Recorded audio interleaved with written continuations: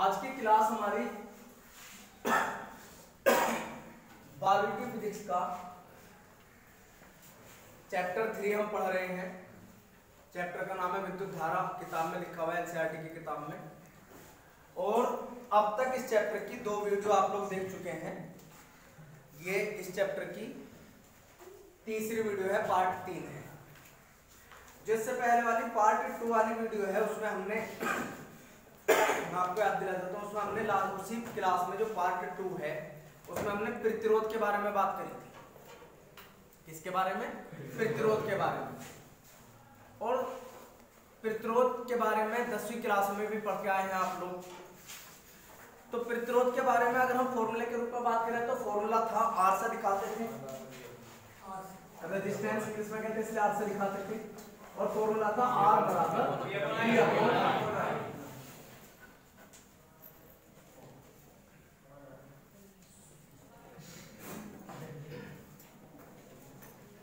Are प्रतिरोध we विभवांतर और आई था।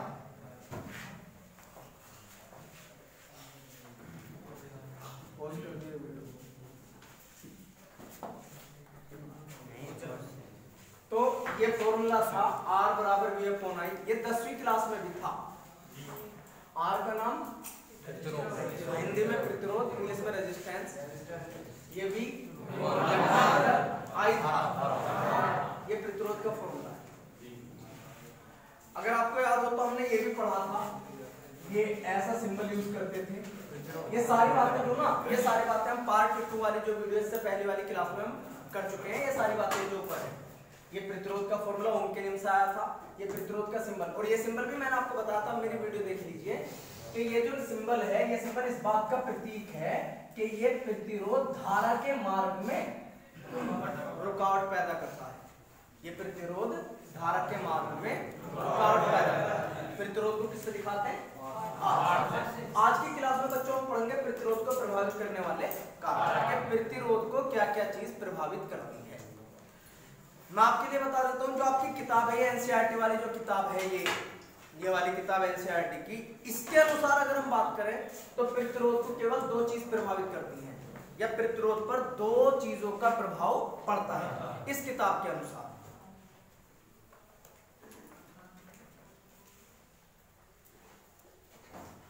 लेकिन ओवरऑल अगर हम बात करें, पूरी बात करें, तो मैं आपको नॉलेज के लिए बताता हूं, प्रतिरोध को 4 चीजें प्रभावित करती हैं।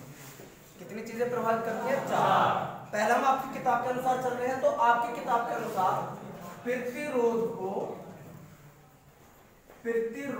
पर निम्न बातों का प्रभाव पड़ता है। निम्न चीजों का प्रभाव पड़ता है। निम्न बातों का प्रभाव पड़ता है किस पर? प्रतिरोध। ये आपकी किताब के अनुसार है बच्चों, 2 चीजों का प्रभाव पड़ता है आपकी किताब के अनुसार, एनसीईआरटी के अनुसार। उसमें पहली चीज ये कहता है लंबाई का। किसका? लंबाई का प्रभाव पड़ता है किस पर? प्रतिरोध पर। अब कैसे प्रभाव पड़ता है इसे समझ लीजिए आप। ये कहा गया है इसमें कि प्रतिरोध, जो तार का प्रतिरोध है, ये निशान है प्रतिरोध का, वो लंबाई का प्रभाव ऐसे पड़ता है कि अगर हम तार की लंबाई बढ़ा दें तो उस तार का प्रतिरोध भी बढ़ जाता है।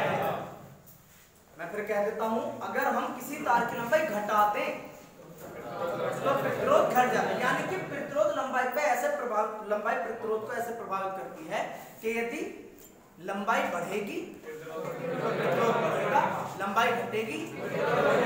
सिंपल भाषा में, सामान्य भाषा में हम इसे ऐसे कह सकते हैं कि यदि किसी तार की लंबाई दुगनी कर दें तो प्रतिरोध भी दुगना हो जाएगा।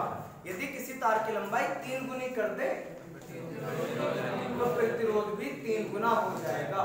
यदि किसी तार की लंबाई आधी कर दें तो, यानी कि जैसे लंबाई में परिवर्तन होगा वैसे ही प्रतिरोध में परिवर्तन होगा।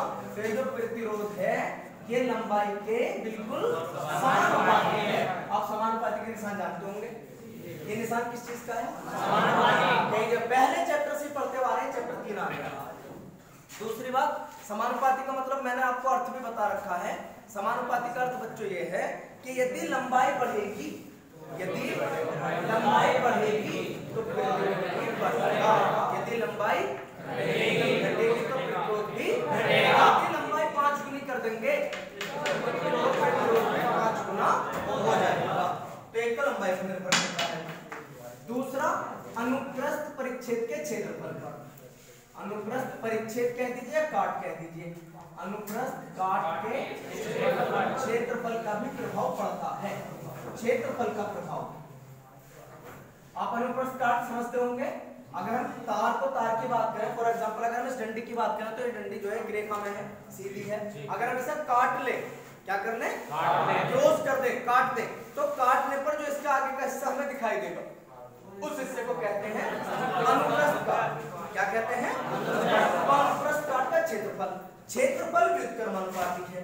क्षेत्रफल का प्रभाव यह पड़ता है व्युत्क्रमानुपात। देखिए मैं दो शब्द यूज कर रहा हूँ, यहाँ पर दो शब्द यूज कर रहा था, समानुपाती या अनुक्रमानुपाती, समानुपाती या अनुक्रमानुपाती। तो यहाँ पर मैं शब्द यूज कर रहा हूँ व्युत्क्रमानुपाती। अगर आप बच्चों ध्यान से देखते हैं तो आप देखने पर पाएंगे कि निशान तो दोनों जगह सेम है, निशान तो दोनों जगह सेम है, लेकिन पहचान क्या है? जो बटे में हो, भाग में हो, और जो भाग में ना हो। और मतलब क्या? मतलब उल्टा।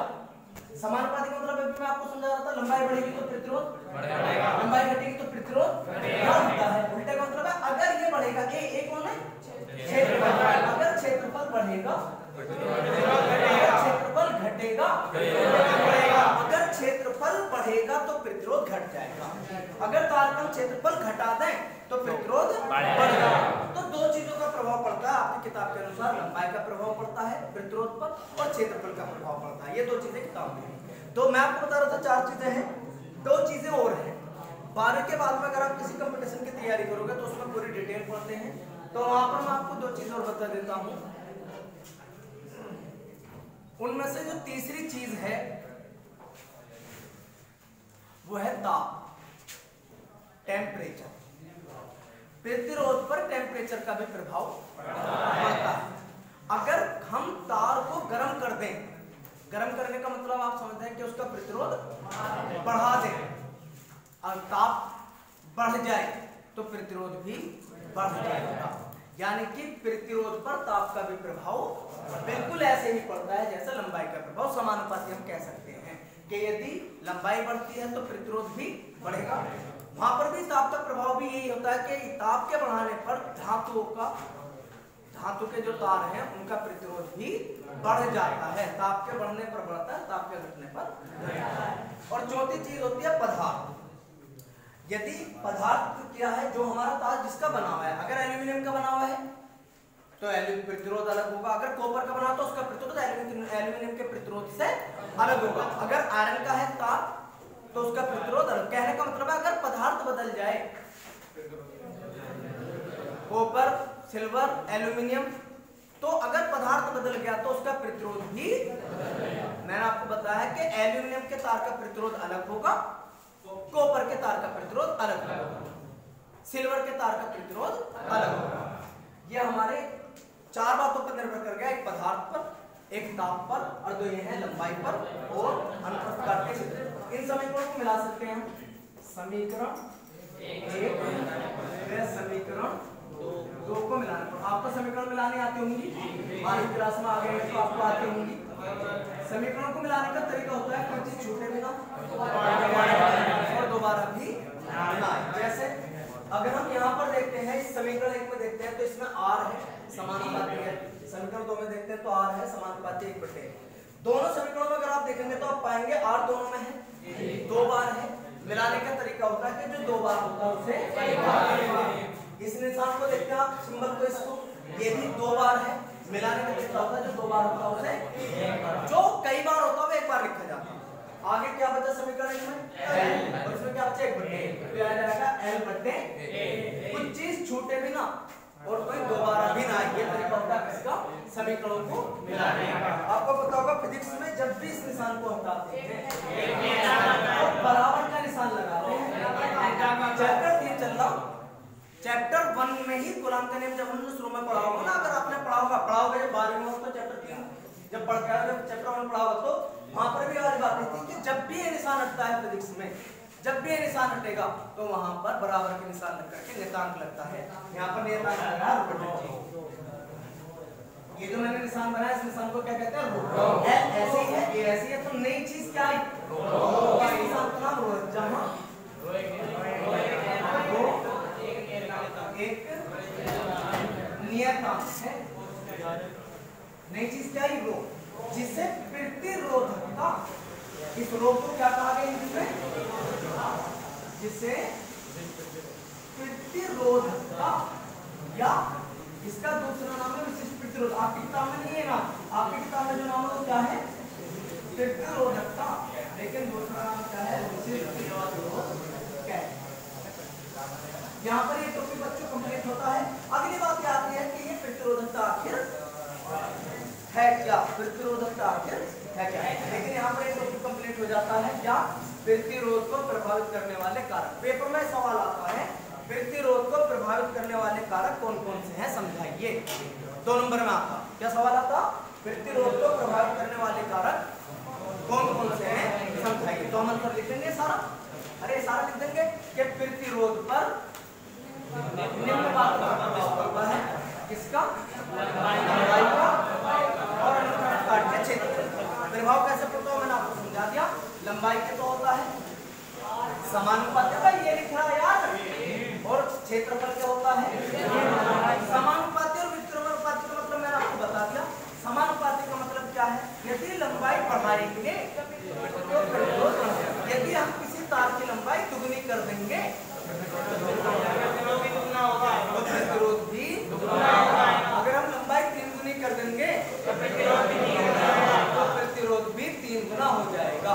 अगर हम लंबाई 4 गुनी कर देंगे तो प्रतिरोध भी 4 गुना हो जाएगा। और क्षेत्रफल के कैसा? विकर्मानुपाती का मतलब मैंने आपको बताया कि यदि क्षेत्रफल घटाएंगे तो प्रतिरोध बढ़ेगा। मेरी बात सुन लीजिए, यदि क्षेत्रफल तार का क्षेत्रफल आधा कर दें तो प्रतिरोध दुगना हो जाएगा। उल्टा होना बिल्कुल, यदि क्षेत्रफल दुगना कर दें तो प्रतिरोध आधा हो जाएगा। क्षेत्रफल आधा कर दें प्रतिरोध दुगना हो जाएगा। अगर क्षेत्रफल तिहाई कर दें तो ये 3 गुना हो जाएगा। 3 गुना, तिहाई क्या है? मतलब 1 के 3 हिस्से, और उसका उल्टा बनेगा 3 गुना। तो अगर क्षेत्रफल तिहाई कर देंगे तो प्रतिरोध 3 गुना। अगर क्षेत्रफल चौथाई कर देंगे, चौथाई समझ में आ गई होगी बात? 2 बातों पर निर्भर करता है, दोनों से मिलाते मिलाने पे एक नया फॉर्मूला बन गया, R बराबर रो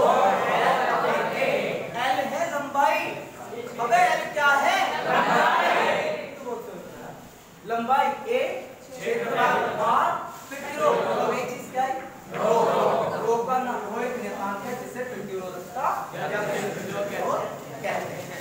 तो यहाँ पे टॉपिक कंप्लीट होता है प्रतिरोधकता, प्रतिरोध को प्रभावित करने वाले कारक। आप वीडियो को पॉज करेंगे यहाँ से और इसे सारे को आराम से नोट कर लेंगे। अब ये जो हमने फॉर्मूला पढ़ा था, ये जो इसमें रो आया है जिसे आप हिंदी में क्या कह रहे हैं? प्रतिरोधकता, या मैंने इसका दूसरा नाम भी लिखा था विशिष्ट प्रतिरोध। इंग्लिश में कहते हैं रेजिस्टिविटी, इंग्लिश में कहते हैं रेजिस्टिविटी। ये आखिर क्या है ये हमें अध्ययन करना है। देखिए फॉर्मूला जो निकल के आया है, अभी जो आपने पढ़ा है वो सूत्र आया है R बराबर रो L अपॉन A। अरे अभी करा आपने, इसमें रो का ही नाम क्या है? रो का फॉर्मूला बनाएंगे तो रो आ जाएगा R A बटे। अरे भैया ये नीचे ऊपर आ जाएगा, ऊपर है नीचे आ जाएगा। रो का नाम जानते हो, मैं नाम बता रहा हूँ। रो है प्रतिरोधकता। रो क्या है? प्रतिरोधकता। क्या है? प्रतिरोध। क्या है? यदि हम ऐसा समझे प्रतिरोधकता क्या है, मैं आपको समझा रहा हूँ। प्रतिरोधकता यदि हम ऐसा तार ले जिसकी लंबाई कितनी हो और जिसका क्षेत्रफल कितना हो, 1 मीटर स्क्वायर, क्षेत्रफल मीटर स्क्वायर में होता, तो उस स्थिति में अगर हम L का मान भी 1 रखें और A का मान भी 1 रखें तो रो बस किसके बराबर बच जाएगा? R। अब यहाँ से देखिए समझ में क्या आता है, यहाँ से समझ में आता है कि प्रतिरोधकता रो प्रतिरोधकता बराबर है किसके? R का नाम। तो प्रतिरोधकता प्रतिरोध के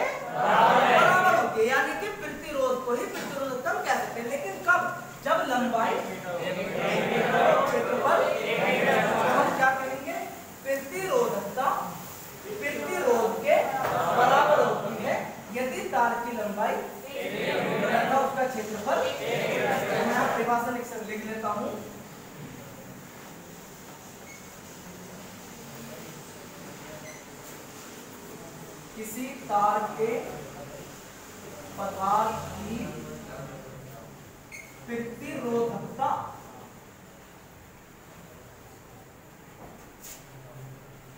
उस तार के जो समझे हुए लिख रहे हैं, उस तार के प्रतिरोध के बराबर होती है। यदि तार की लंबाई कितनी 1 मीटर तथा क्या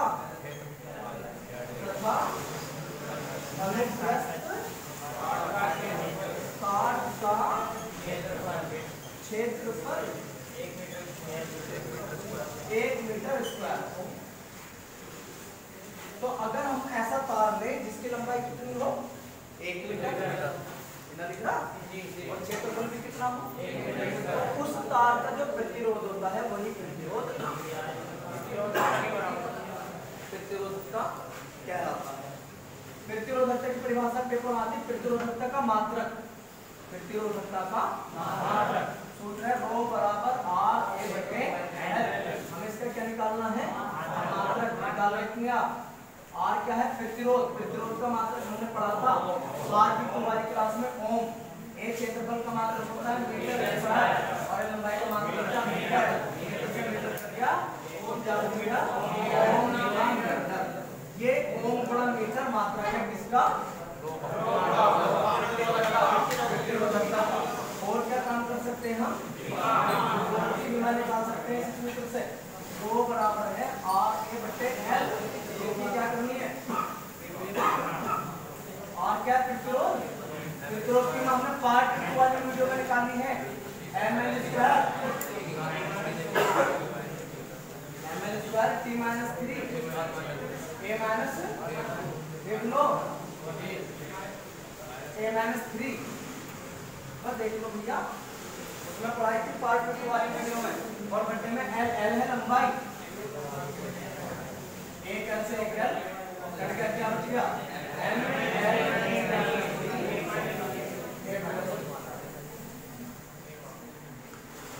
और a तो रहेगा, एक क्षेत्रफल की कीमत क्या होती है l स्क्वायर, तो l स्क्वायर से एक l तो कटेगा तो ये l क्यूब। अरे भैया 2 और 4 हो गए ना, 4 में से एक l कट गया, कितना हो गया ml क्यूब a माइनस 3 कुछ नहीं पता सारे ऐसे करते। तो ये प्रतिरोधकता की विमा, ये प्रतिरोधकता का मात्रक, ये प्रतिरोधकता का सूत्र और ये इसकी परिभाषा। आप इसे कर सकते हैं। अगली क्लास से स्टार्ट करेंगे। Thank you.